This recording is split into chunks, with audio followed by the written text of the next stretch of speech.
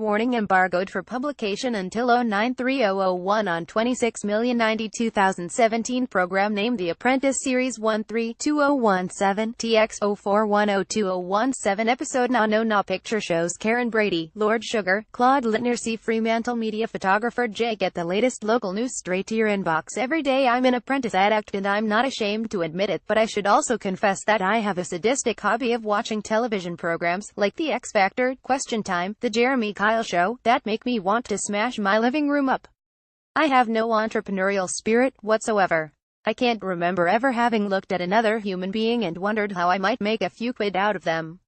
Whenever I have an idea that could make fortunes, like self-cleaning ovens and wasp repellent bins, which I think are fabulous proposals, I tend to have those boring old concepts of social good or practicality in mind rather than money.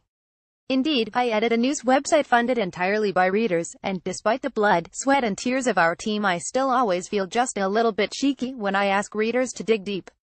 The same cannot be said of our Apprentice contestants.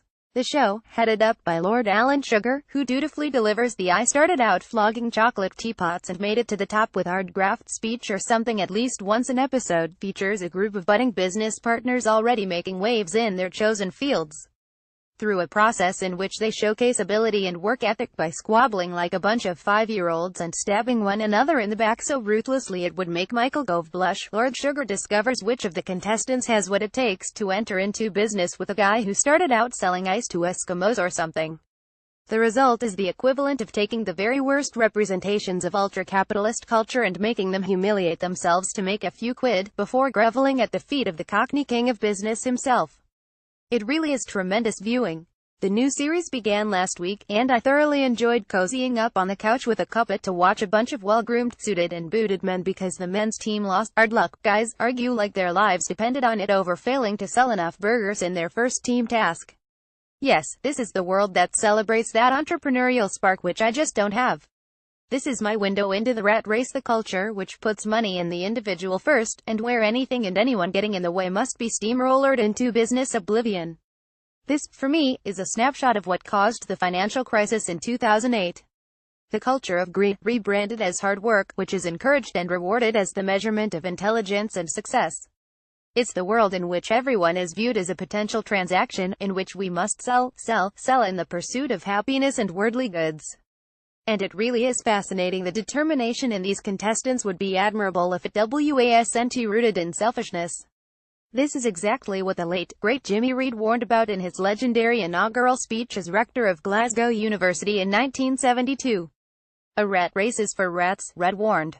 Reject the insidious pressures in society that would blunt your critical faculties to all that is happening around you, that would caution silence in the face of injustice, lest you jeopardize your chances of promotion and self-advancement. Sadly, Lord Sugar, who I hear began his career selling champagne to the French or something, and his Apprentice contestants appear to have missed the memo.